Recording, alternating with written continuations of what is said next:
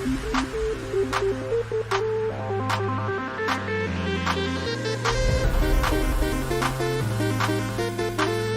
to episode 13 of the Battle Academy podcast. My name is Monica. You may know me in-game as Anthissa or on social media as Anthissa21. And it is about halfway through October, and therefore we are at the checkpoint or quote-unquote midterm of the Sunrise Cup that Sylph has begun their Season 3 with. And basically, we're just going to treat this episode a little bit like a review section, or review notes sort of thing. So that way, if you're still looking at possibly building a team for a tournament that comes up later in the month, or you're thinking about possibly revising your team before you go into your next tournament, this will be like a kind of refresher episode. Just go over the meta, the way the simplified meta is, and of course, share my team composition with you, let you guys give me your opinions over social media would be perfectly okay, or you can always email me, and basically let you know how I'm doing in my current tournaments, so that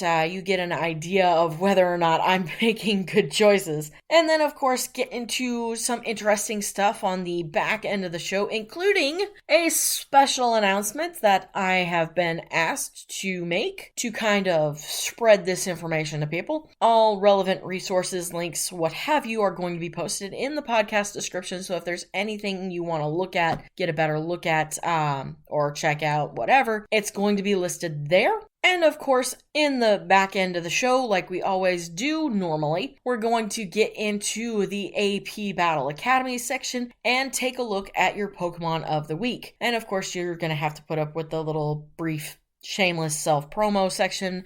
During that, I'm also going to give you guys a look into what I'm considering for the Patreon that I'm going to be setting up for Pegasus Podcast and Gaming. And of course, I am always open to any feedback whatsoever on any topic that I cover. If it's questions, comments, concerns, or you have some constructive criticism for me, by all means, contact me on my social medias, send me an email. I'm always open to all of that. I want to create a community. I want to create a dialogue. So please feel free to contact, ask me questions, whatever. I will do my best to get you answers. All right, first off, let us take a look at the Sunrise Cup. Everything we know for that, just kind of refresh your mind about the whole thing. And that means a look at what the meta includes.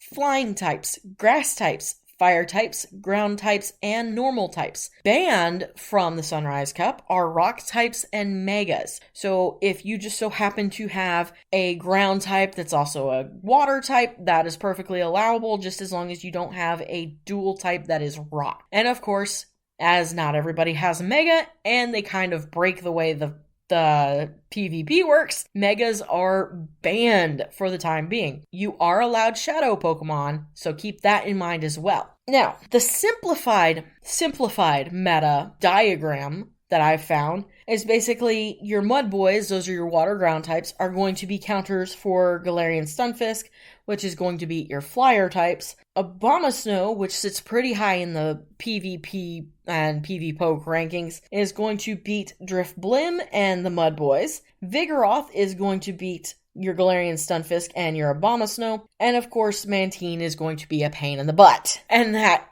for me, is my personal main concern. Like I said earlier, let me tell you about the team that I am currently running in the 4 different tournaments that I'm a part of right now. I am currently running Skarmory, Venusaur, Wishcash, Obstagoon, Ninetales, and Wigglytuff. My current weakest link actually happens to be the Wigglytuff. I've only used it a couple of times. It works pretty decent as a kind of safe switch, but it's not the greatest. That doesn't mean you don't discount it though. I may just be facing opponents that Wigglytuff is not good against. My second weakest link is Venusaur, and this is kind of weird for me because Venusaur is usually my heavy hitter and kind of like the core anchor in my team. I wanted to have a grass type to kind of counter the different water types I may come up against, but I don't know. I guess maybe in the IVs a little bit on my particular Venusaur, it's a little bit weaker than I hoped it would be. So I may need to look at building a better one. Although I love my big tanky leaf frog, and it's a good boy. It really is. My top Pokemon that I've got are Skarmory and Whiscash. Those are at the top of my team, my top performers. Skarmory is doing really good. I've had it go against Mantine, not really a good idea. You don't really want to take a flyer against a flyer. They kind of even out. You might be able to get an advantage every so often, especially if you're going against Mantine and they're running Bubble Beam, but not always a good idea. Don't always go flyer against flyer. It just happens to be what I'm able to run at the time being. Whiscash, anytime I have an opportunity to use Whiscash, I definitely put him in my team. He may ride the bench occasionally, but he is always in my 6 because he's squishy and he charges fast. And that Blizzard, if you can shield bait just right, that Blizzard is going to be a nightmare if you happen to be facing another Skarmory. And that shield baiting is going to be our AP Battle Academy term that I will go into at the back end of the show. So I don't know if I've done shield baiting before. I might have, but we're doing it again because you never know when you need a refresher on anything. So my spicy pick in all of this is my Ninetales. The reason being, I wanted a good fire counter on my team going into this because I knew I was going to come up against some grass types. It is one of the main keys in the whole meta, and I wanted to be able to counter that to the best of my ability. I was looking back and forth between Ninetales, and I have this really well-built shiny Charizard, and I ended up taking the Ninetales in. Now, it's been pretty good for me. Unfortunately, it takes a hit on those ground type attacks. They are brutal. It takes one hit from Earthquake, and it's out. So if you're running a Ninetales and you get up against a team that you know they're going to pull out that ground move, you need to, by all means, save a shield for your Fiery Fox. Alright, even with Galarian Stunfisk showing up, it's got Rock Slide. It's going to use it. Save your Fox. Please save your Fox. It's definitely an interesting choice. It definitely gets the job done. But that's the thing. You have to be careful though, because it'll take out a Galarian Stunfisk, but you've got to have the shield for the Rock Slide. Or if it happens to have Earthquake, you need that shield. My main concern that I've kept running into in all of my battles is Mantine. It is the thorn in my side. It currently sits at the top of the Sunrise meta on PvPoke, and if you don't have a good one, you need a good counter, or it will be the bane of your existence. I am seriously considering replacing my Venusaur with a decent abomasnow going into another tournament from after I finish these first 4, moving on through the rest of the month, because that Mantine, I've played my Venusaur against Mantine, and it has not been good. It does get some good hits, however, the Mantine always ends up coming out on top. So definitely considering doing an exchange for an abomasnow if I go into a 5th tournament this month. But the thing is, in deciding to change out that Venusaur, it does really good against Vigoroth, who is also pretty high in the PvPoke rankings. I will learn to talk. Promise you that. But yeah, it beats Vigoroth pretty well too. And it can tank at least 1 or 2 hits off of it. So it's worth considering. I think the thing to consider in my situation is how often do I think I'm going to run into Vigoroth versus how often am I going to run into Mantine. I think with Mantine sitting at the top of the meta, you're going to encounter it more than you're going to encounter Vigoroth. So it may be worth the change, especially considering that Mantine is also losing to abomasnow. It just depends on what Vigoroth is going to lose to. And that would definitely be my main consideration, is will bringing in the abomasnow have me covered for both Mantine and Vigoroth? And a quick look at pvpoke.com tells me that Vigoroth beats abomasnow. So the answer there is I'm going to have to weigh the consideration. what am I going to run into more, Mantine or Vigoroth? And honestly, I think I'm going to run into Mantine more than I am Vigoroth, so it may be worthwhile to do the exchange. I have the Wigglytuff in my bench to beat the Vigoroth, but I don't know. The Wiggly, it's not doing as much as I hoped it would. It may also be because I'm not always pulling it when I should. I don't know.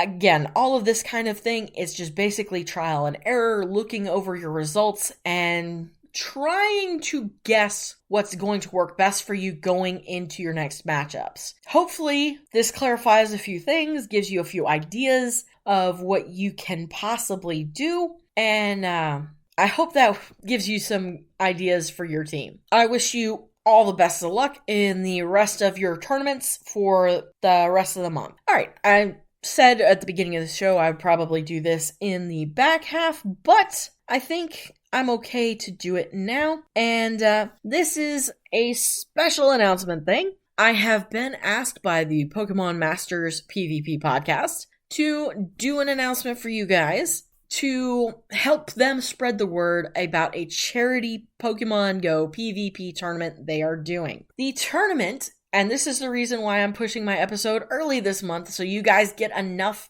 information ahead of time, is going to be on the 18th of October, so just after the day after Community Day this month, which is Charmander in case you're keeping up with all of that, and it is going to be held at 12 p.m. noon Eastern Standard Time, and they are raising money for multiple sclerosis. I am going to include links for this in the description of the podcast, and those links are going to be for the tournament itself, which is going to be live streamed via Facebook, and the Google form sheet where you can sign up for the tournament and pick your team of 6. Well, it's great that they're having this cup, but what's the meta? They are running a custom format meta, and this meta is going to be pretty interesting.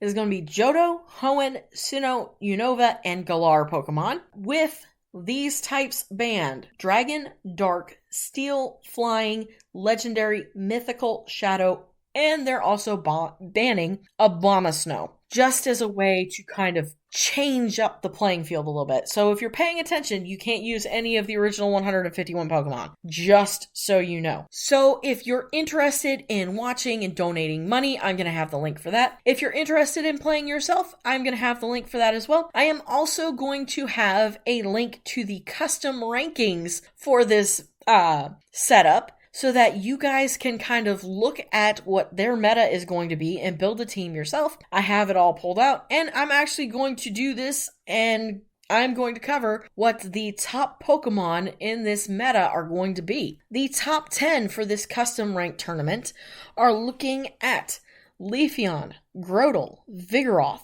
Bellossom, Toxicroak, Meganium, Whimsicott, Gallade, Ariados, Zangoose, and the next 5 are going to be Snowy Castform, Leavanny, Bayleaf, Crustle, and Hariyama. So that is your top 15 scored and ranked Pokemon through pvpoke.com custom rankings. And it's going to be interesting, I think, especially with Leafeon. I don't really see any of the evolutions other than Umbreon or Espeon showing up in the cup rankings and stuff like that. And they're calling for these attacks on Leafeon: Razor Leaf, Leaf Blade, Last Resort. Is going to take wins against Swampert, Zangoose, Azumarill, Wishcash, and Seismitoad. Key losses are going to be Vigoroth, Serperior, Sceptile, Grovyle, Munchlax. So knowing that a Leafeon is sitting on top of this ranking for PvPoke and custom ranks, that's going to be an interesting tournament to watch. I definitely, if I don't end up playing in this tournament, I definitely do want to watch and help them out. Again, this is from the Pokemon Masters podcast. They are a PvP podcast that is a part of the Pokemon Professor Network. Those are the people behind the Lured Up podcast. If you watch, or if you listen to Lured Up, gotta watch them all. Or the Special Conditions podcast, these guys are part of that network. And like I said, they reached out to me, say, hey, can you help get this out so we can raise this money for a good cause So if you want to be a part of the tournament, make sure you're on a device that is capable of streaming, because they're wanting to make this be a live stream. Or if you just want to watch, by all means, check out the descriptions of this podcast. All your links are going to be there. And definitely check out their show. Give them a listen. Go follow them on Twitter. And it's PKMN MSTRZ. They are a Pogo PvP podcast. Alrighty, I think that's going to do it for the core of the show. I'm going to take a break, and then we're going to get into the back half of the show, covering all the usual information and whatnots. Alright, give me a moment to get some water, and I'll be back in a minute.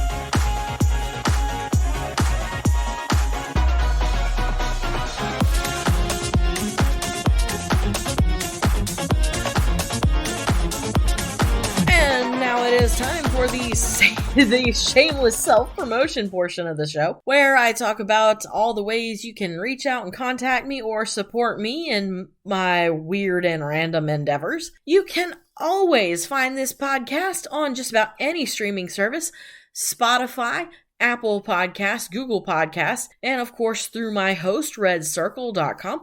I have a link tree in my Twitter and Instagram bios where you can get direct access to the show. If you happen to be listening on a streaming service like Apple Podcasts, by all means go ahead, hit the like button, or give us a review. It is much greatly appreciated. I also try in my absolute best, I don't always keep up with it properly, to make sure the episodes are posted to YouTube. So if you ever miss the episode or you don't pull it up on Spotify or whatever, you can always find Anthissa the Random Nerd on YouTube and give me a listen there. And if you happen to listen to this through YouTube, by all means, hit the follow button. You'll get an updated notice whenever a new show is posted. And following and subscribing or whatever will help get my numbers boosted and will be greatly appreciated. If you're interested in merch, you can always check out my Teespring shop, teespring.com/shop/Pegasus Podcast, and you'll find all kinds of merch there for everything I've got going on. This podcast, Battle Academy, as well as my Catan World Explorers podcast, Catan Public Radio, and of course, Pegasus Podcast and gaming in general. When I start getting merch for my streaming, when my streaming goes up, which will hopefully be in the next few days, and I will hopefully have a schedule for that, you will also be able to find it there as well. And of course, you can always reach out to me on Twitter. My handle is Anthissa21. Instagram, if you're interested in AR Pokemon photos, it is Anthissa.21. I am currently engaged in actually managing to keep up pretty well this year with the AR Plus Tober 2 challenge set forth by Pokemon Go Odyssey. Thank you again, dude, for setting that up. That's really a wonderful, wonderful challenge, and it's a great way if you're an AR photographer to just kind of keep putting out regular content, because you kind of get held responsible to making sure you have something that matches the daily prompt. So again, shout out to Pokemon Go Odyssey for putting that together again this year. Greatly appreciated. I participated last year in the first one. Glad to be able to do it for this one. And of course, I kind of teased this earlier, I am going to have a Patreon set up, hopefully by the end of the week. Definitely looking forward to any kind of feedback or the kind of things you'd be interested in receiving in exchange for support. The $1 tier is basic support level. You'll get access to any Patreon messages, exclusive videos that I'm going to do. I want to get into doing kind of behind the scenes videos, and I don't really think that'd be the kind of thing I'd post to Twitch, but it'd be something I'd like to do for Patreon. I know that Pokemon Professor Network does a Patreon phone call. I may consider that. I'm not entirely sure about it. $5 tier is going to include a monthly wallpaper, probably Pokemon Go related, as well as a discount for the Teespring shop. $10 will get you the Instagram post tag. Basically, I will tag you in a shout out in any post I load to Instagram. You'll also get a shout out here on my show in the shameless self-promotion plug as a way of saying thank you for your support. It means a lot to me. I really kind of want to do that kind of thing for you guys, as well as dropping your name in the stream when I get into Twitch streaming, and you have the possibility of getting to name one of my Pokemon.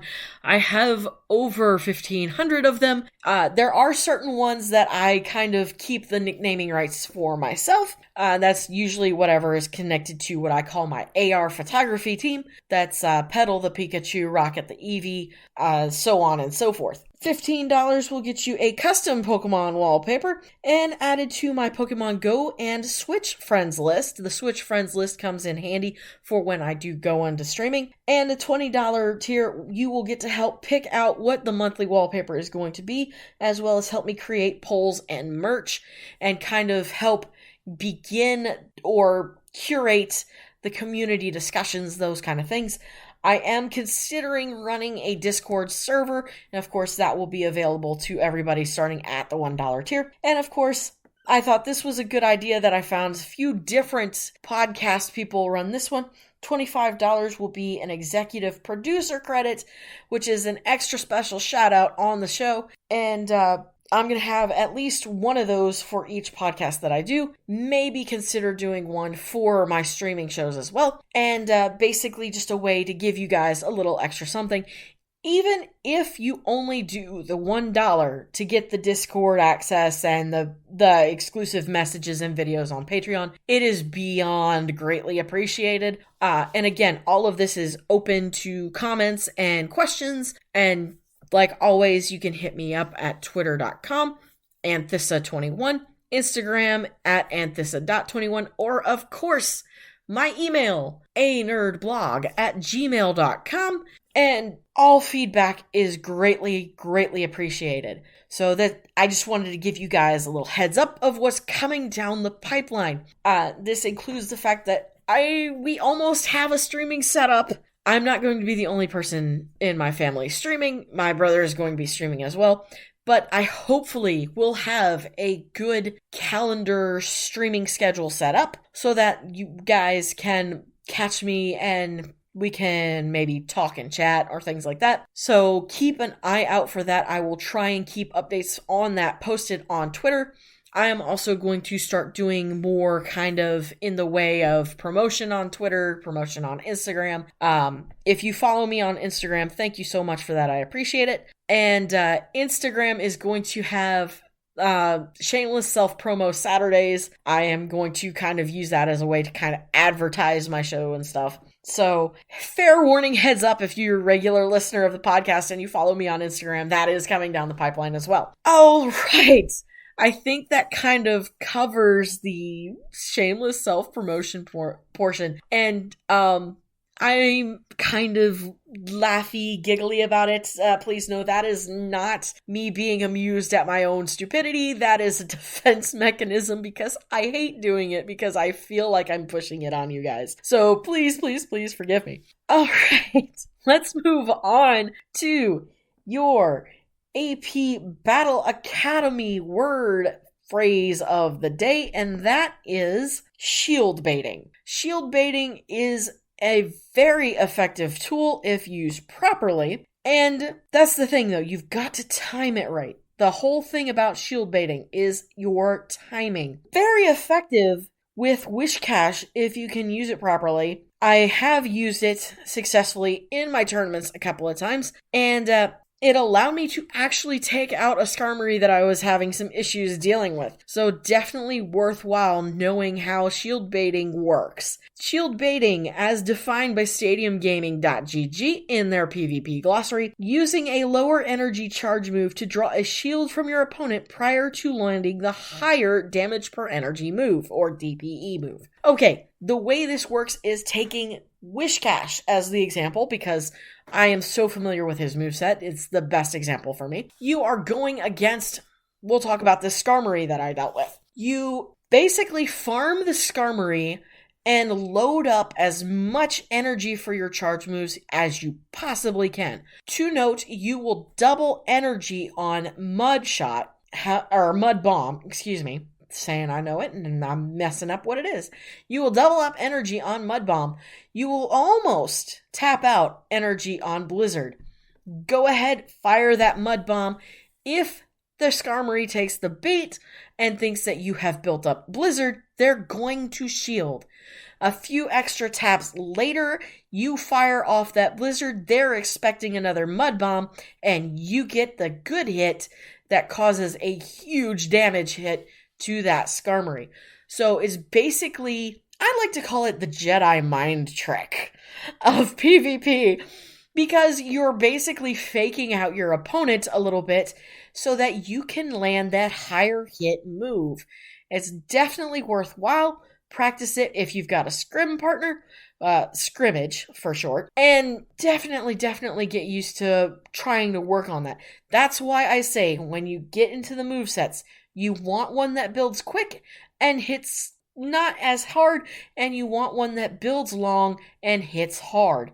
That way you can use shield baiting to your best advantage. Alrighty, I think that pretty much explains and covers that one. Now, we need to talk about your Pokemon of the week. There is only one that I could seriously consider being the Pokemon of the week for this week, and that is your budget consideration for dealing with certain other Pokemon. And if you can get it built up properly, it is definitely worth it, and that is Quagsire. Quagsire, I finally got a decent Wooper. I've been having so many problems with that. So now I actually have a good built Quagsire, and I'm so excited.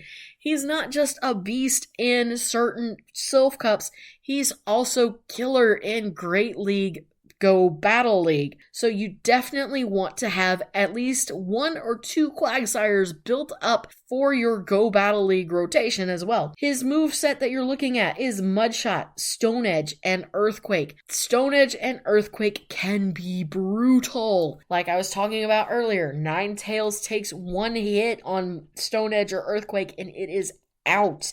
It is a solid set of moves. His key wins are for Sylph Arena are against Galarian Stunfisk, Mantine, Alolan Marowak, Swampert, and Articuno.